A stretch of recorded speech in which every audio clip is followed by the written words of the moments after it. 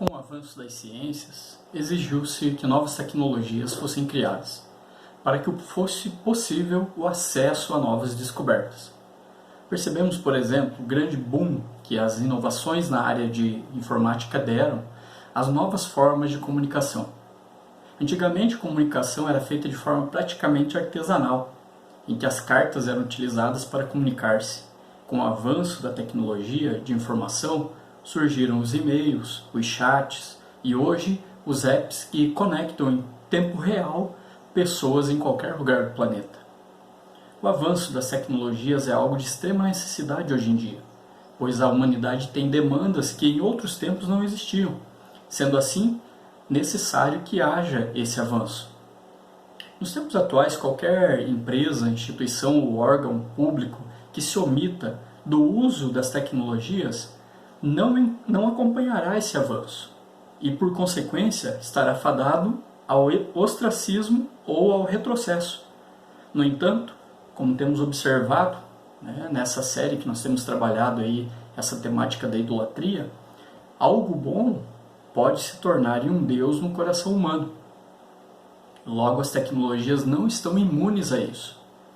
Podemos perceber isso quando do uso das tecnologias de informação, mais especificamente as redes sociais, onde muitos têm transferido seus relacionamentos e até mesmo a própria vida particular para o ambiente virtual e acarretando com isso doenças emocionais e até outros distúrbios de comportamento.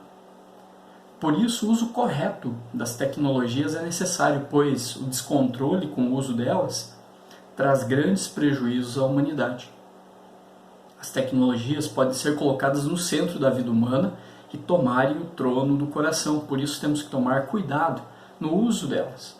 São coisas boas, são coisas que abençoam mesmo a vida da humanidade, mas se deixarmos que elas tomem o controle, que elas ocupem o trono do nosso coração, nós temos a capacidade de transformar as tecnologias em deuses. Com toda a criação, Deus quis dar ao ser humano para uso fruto dele, para que o ser humano, no bom uso da criação, promovesse benefícios coletivos e particulares. Então é imprescindível, desde que Deus criou todas as coisas, criou o planeta Terra e deu ao ser humano, aos cuidados, deixou os cuidados do ser humano para cultivo, é imprescindível que nós usemos a criação da melhor maneira possível e com o objetivo de trazer benefícios para a humanidade. E as tecnologias estão dentro desse objetivo, para a glória de Deus. A tecnologia, a ciência e as artes em geral são um produto da graça de Deus, não devendo ser, portanto, deturpadas pelo uso desequilibrado delas. A tecnologia é uma bênção resultante do mandato cultural dado por Deus na criação, pelo qual o ser humano deveria preservar e desenvolver o mundo ao seu redor, explorando as suas potencialidades e desfrutando com sabedoria de tudo o que o mundo oferece. O ser humano, pela corrupção do pecado, tem transformado essa bênção da tecnologia em um Deus. Possivelmente a tecnologia é um dos deuses da nossa época, que tem dominado a mente e o coração de muitas pessoas em todo o mundo. Aí que está o desafio. Precisamos aprender a fazer uso da tecnologia de modo a glorificar a Deus, sem permitir que ela domine o nosso coração. Leamos um texto bíblico em que encontramos um momento histórico em que a humanidade se deixou dominar pela tecnologia da época, e vamos ver aqui nesse texto quais foram as consequências dessa idolatria. O texto se encontra no livro de Gênesis, capítulo 11, versículos 1 a 9. Gênesis, capítulo 11, versículos 1 a 9. Diz assim: No mundo todo havia apenas uma língua, um só modo de falar. Saindo os homens do Oriente, encontraram uma planície em Sinear, e ali se fixaram. Disseram uns aos outros: Vamos fazer tijolos e queimá-los bem. Usavam tijolos em lugar de pedras e piche em vez de argamassa. Depois disseram: Vamos construir uma cidade com uma torre que alcance os céus Assim nosso nome será famoso e não seremos espalhados pela face da terra. O Senhor desceu para ver a cidade e a torre que os homens estavam construindo. E disse o Senhor: Eles são um só povo e falam uma só língua, e começaram a construir isso. Em breve nada poderá impedir o que planejam fazer. Venham, desçamos e confundamos a língua que falam, para que não entendam mais uns aos outros. Assim o Senhor os dispersou dali por toda a terra, e pararam de construir a cidade. Por isso foi chamada Babel, porque ali o Senhor confundiu a língua de todo mundo. Dali o Senhor os espalhou por toda a terra. O texto, ele inicia dizendo que todas as pessoas tinham apenas uma língua. No hebraico a palavra é lábio. E uma só maneira de falar. Percebe-se com a afirmação dupla do texto, né, quando o texto diz que havia uma só língua, uma só maneira de falar, enfatiza isso, que Nimrod, que era o nome, né, ali que estava mais famoso, mais conhecido, era um líder daquele pessoal, ele havia conseguido estabelecer uma ditadura sobre o seu governo. Todos falavam igual. A região em que a torre foi estabelecida era propícia para sua construção, pois era banhada pelos rios Tigre e Eufrates. Atualmente essa região é ao sul do Iraque. Percebe-se, portanto, que eles tinham todo o ambiente e os recursos necessários para fazer uso da tecnologia, da engenharia da época, para dar em cabo aquele projeto gigantesco e audacioso. Falavam todos uma mesma língua e tinham todos os materiais necessários. O ambiente certinho, correto, né? Propício para eles construírem a cidade e a torre. Algo inovador para aquela construção era a confecção de tijolos assentados com piche, pois os altares de Deus eles nunca foram feitos de tijolos, mas de pedras brutas. Mais tarde, o próprio templo que o povo de Deus levantou era feito de pedras moldadas. O objetivo daquele projeto, então, com aquelas pessoas dotadas de toda essa tecnologia, essas inovações, era um só, conforme observamos no texto. Eles queriam edificar a cidade e a torre para serem celebridades do mundo naquela época. Percebemos que a ênfase, então, era na glória do homem e não na glória de Deus. Era uma adoração centrada no homem e não em Deus. E o texto ainda nos esclarece dizendo que o propósito daquela construção era que eles não se espalhassem pela terra. Propósito este que contrariava frontalmente o mandato cultural em que Deus ordenou que a humanidade se multiplicasse e enchesse a terra. Conforme nós observamos logo após o dilúvio, Deus deu essa ordem também a Noé e a sua família, dizendo que era para eles se multiplicarem e encherem a terra. O principal fator para que aquelas pessoas estivessem conseguindo colocar em prática o seu intento, eles estavam construindo, de fato, a cidade, né, e a torre, é que todos falavam a mesma língua, ou seja, a comunicação era acessível e instrumento para que se entendessem para a execução do tal projeto. Deus diz que aquele projeto possivelmente seria finalizado, pois o coração humano, rebelde contra Deus, tentaria de todas as formas concretizar algo para sua própria adoração e glória, pois o coração humano é profundamente ímpio e está naturalmente em rebelião contra Deus. Deus então, diz o texto, ele intervém para que o seu plano para a humanidade fosse cumprido. Deus diz que confundiria então a língua deles. E com isso, Deus diminuiria a concentração de mal que a torre representava. Deus, de forma miraculosa, ele confundiu então a língua deles e eles começaram a falar vários idiomas, havendo assim grande confusão e desentendimento, não restando outra alternativa senão dispersarem-se e procurarem se aglomerar de acordo com os seus idiomas. Deus é e sempre será soberano, por isso toda tentativa humana de se engrandecer e agir com soberba é rechaçada por Deus na sua palavra e traz consequências a quem tenta viver dessa maneira. O texto é enfático quando diz que Deus os dispersou, ou seja, foi uma ação direta dele para cumprimento do seu propósito original, demonstrando o seu poder e soberania sobre a humanidade. O nome que foi dado à cidade, Babel, significa confusão, mostra que o intento deles não chegou ao fim, e a cidade e a torre ficaram à mercê do tempo. Hoje dizem os estudiosos que você encontra apenas algumas ruínas do que poderia ter sido a Torre de Babel. Percebemos claramente então nessa porção bíblica como o uso errado da tecnologia pode ser direcionado para um fim pecaminoso. Aqui nós vemos que a idolatria a si mesmos era o propósito final. Possivelmente você que assiste a esse vídeo tem um celular. Talvez até esteja assistindo essa mensagem nele, ou talvez esteja vendo em um computador. Até mesmo um tempo atrás, não muito distante, diga-se de passagem, assistir filmes, documentários ou mensagens só era possível por meio da televisão ou dos antiquados videocassetes. Quem lembra, né, dos videocassetes? Quem tem aí a minha faixa etária, na faixa etária dos 40 para cima um pouco, né, vai lembrar dos famosos videocassetes. Você tinha que às vezes até bater a fita, né, soprar ali, bater a fita para que você pudesse assistir algo com uma certa qualidade.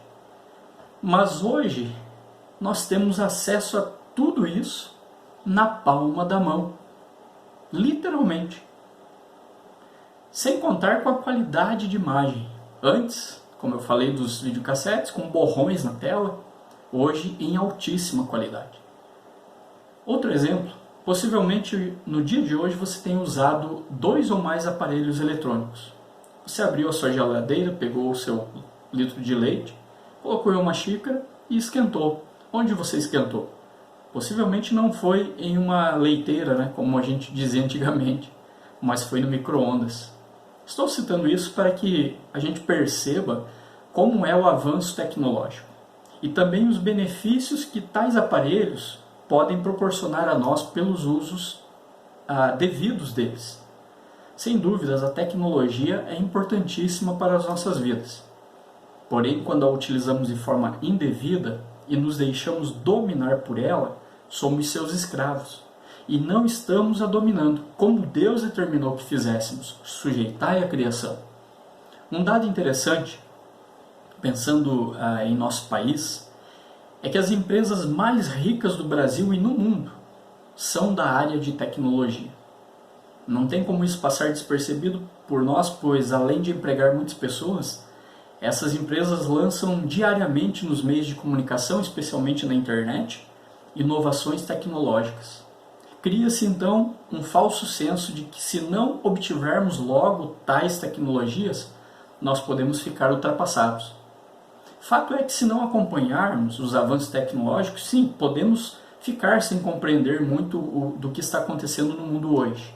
Mas o problema maior não é esse, mas sim o de deixarmos que esse falso sentimento nos torne dependentes das tecnologias ao ponto de elas nos subjugarem e dominarem sobre nós. Por isso, a Bíblia nos alerta a uma vida de vigilância e dependência, mas uma dependência de Deus, exclusivamente dele, para que tenhamos sabedoria para lidar com as demandas da vida e para que não caiamos em idolatria à criação e às criaturas. Logo, a Bíblia nos orienta para tudo isso. Viver então na dependência de Deus é saber também que Ele está no controle de tudo e sujeita a si mesmo todas as coisas que Ele criou.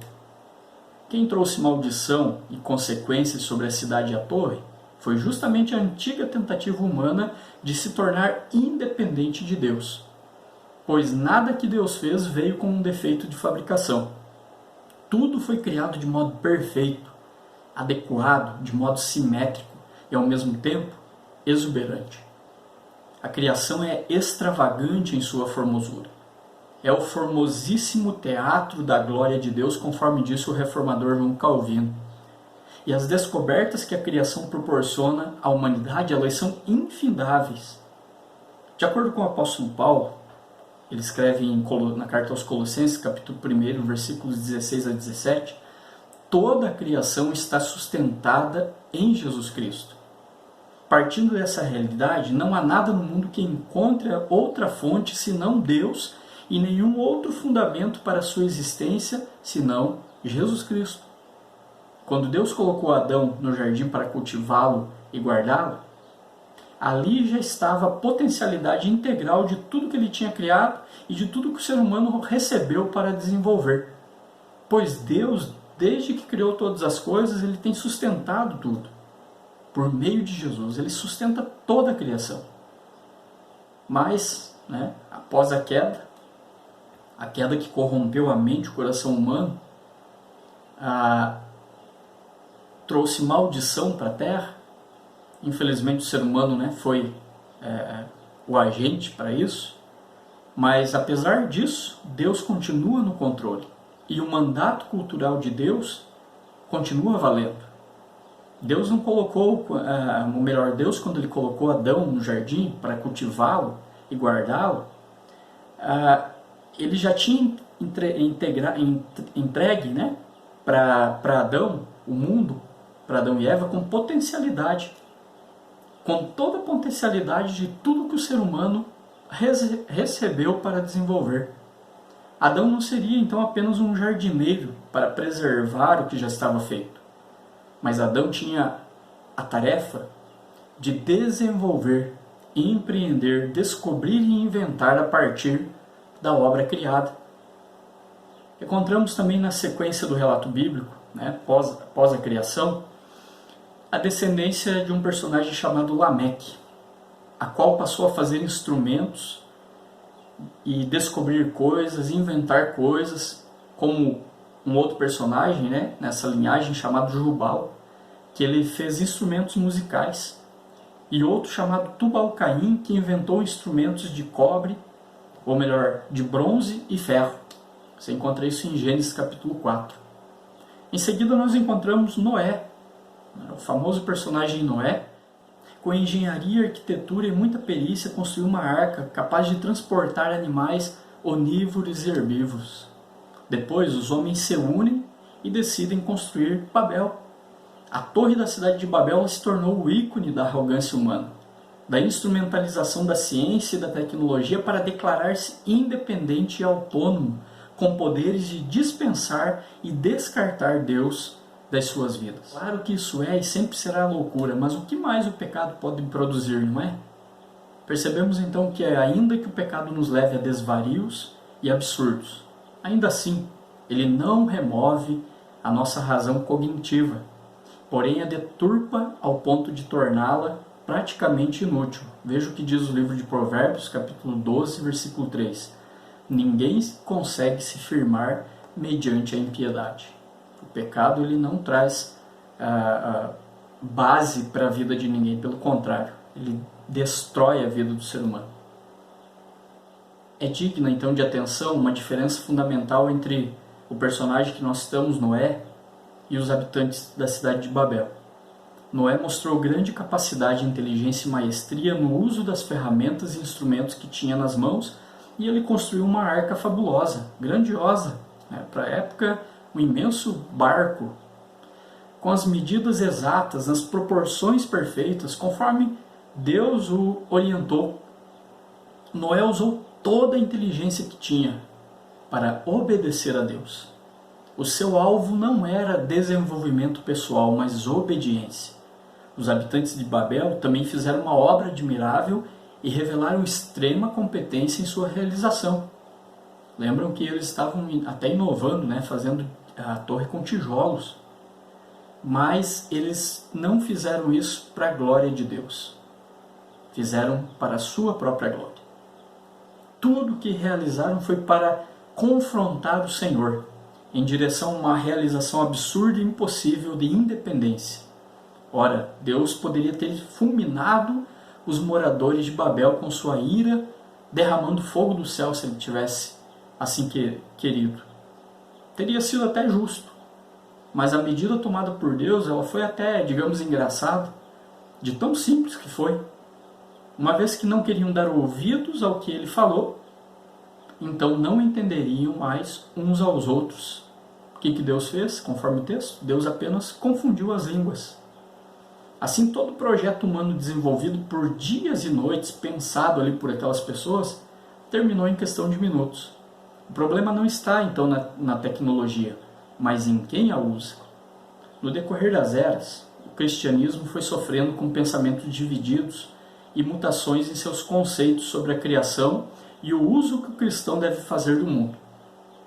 Deus ordenou ao ser humano: sede fecundos, multiplicai-vos, enchei a terra e sujeitai-a, dominai sobre os peixes do mar, sobre as aves dos céus e sobre todo animal que rasteja pela terra. Os imperativos no texto, né, de Gênesis, eles são fortes. Sede, multiplicai, sujeitai-a, dominai. Tais ordens não foram revogadas. Ainda que devido ao pecado estejam prejudicadas, elas se mantêm em vigor. O mandato cultural de Deus se mantém. Porque é um mandato baseado em Deus, não no ser humano. O mandato cultural e a criação de cultura ainda são nossa responsabilidade. E a igreja permanece como um agente de preservação desse mandato.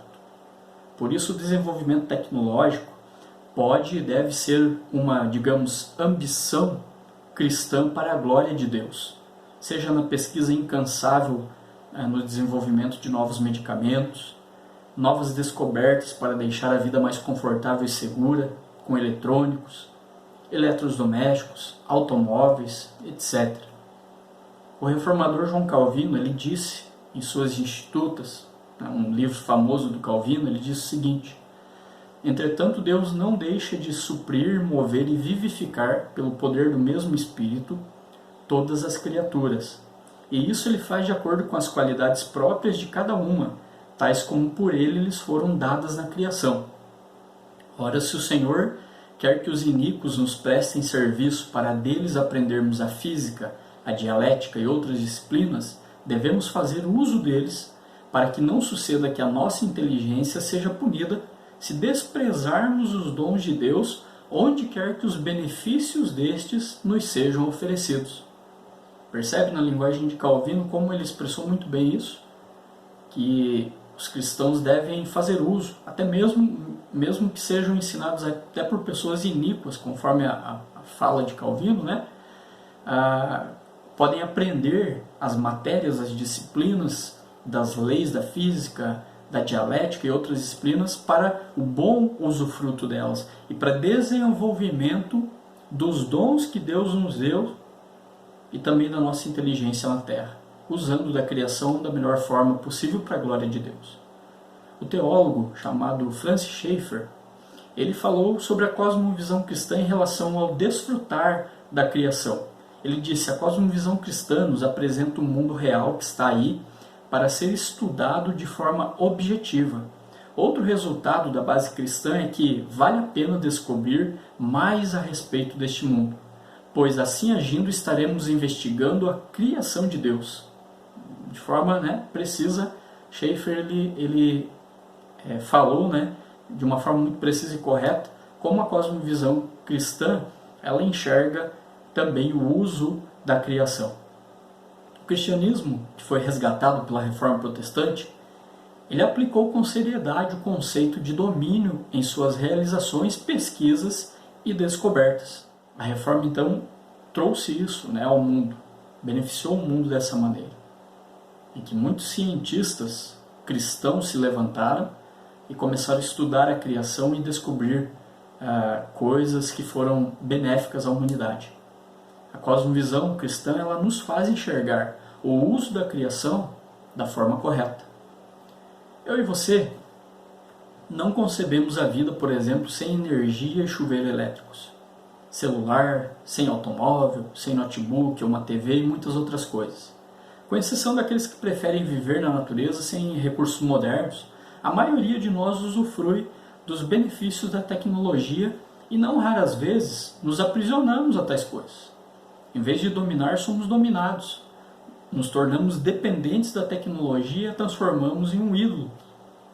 Precisamos estar atentos e refletirmos se a tecnologia não está ocupando um lugar em nosso coração que pertence somente a Deus. Como avaliar isso? A Bíblia nos ensina que Deus deve ser a nossa referência, absoluta sobre tudo, a quem devemos nos submeter completamente. Por outro lado, os relacionamentos envolvem dedicação, paciência, amor ao próximo, interesse sincero, disposição de perdoar e humildade. As redes sociais oferecem relacionamentos com muitos atalhos que dispensam esses critérios. O falecido sociólogo Zygmunt Bauman, ele falou sobre esse problema. Ele disse assim: nas redes é tão fácil adicionar e deletar amigos que as habilidades sociais não são necessárias. Elas são desenvolvidas na rua ou no trabalho, ao encontrar gente com quem se precisa ter uma interação razoável. Aí você tende a enfrentar as dificuldades se envolver em um diálogo. As redes sociais não ensinam a dialogar porque é muito fácil evitar a controvérsia. Muita gente as usa não para unir, não para ampliar seus horizontes, mas ao contrário, para se fechar no que eu chamo de zonas de conforto, onde o único som que escutam é o eco de suas próprias vozes, onde o único que vem são os reflexos de suas próprias caras. As redes são muito úteis, oferecem serviços muito prazerosos, mas são uma armadilha. Sim, conforme observamos na fala de Bauman, as redes sociais são uma armadilha porque podem deturpar o modo de nos relacionarmos com os nossos amigos e com demais pessoas.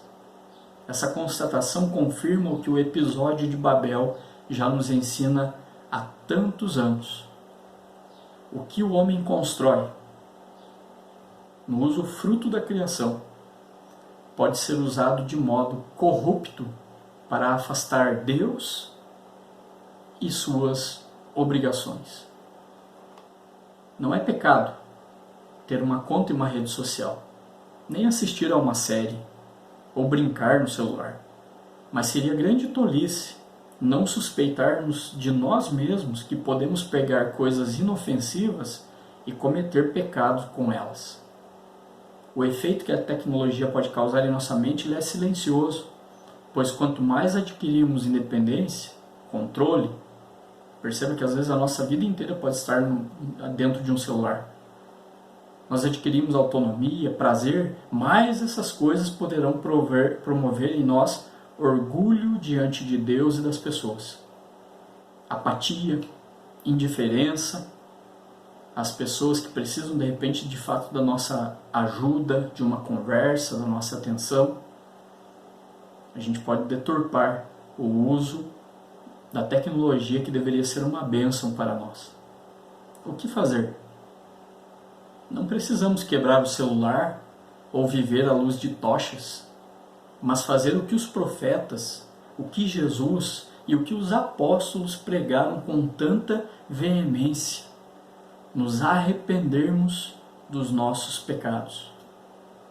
O tempo que gastamos com tecnologias é maior ou menor que o nosso tempo de oração, leitura bíblica e relacionamento com as pessoas? Você e eu somos dominadores ou dominados pelo técnico?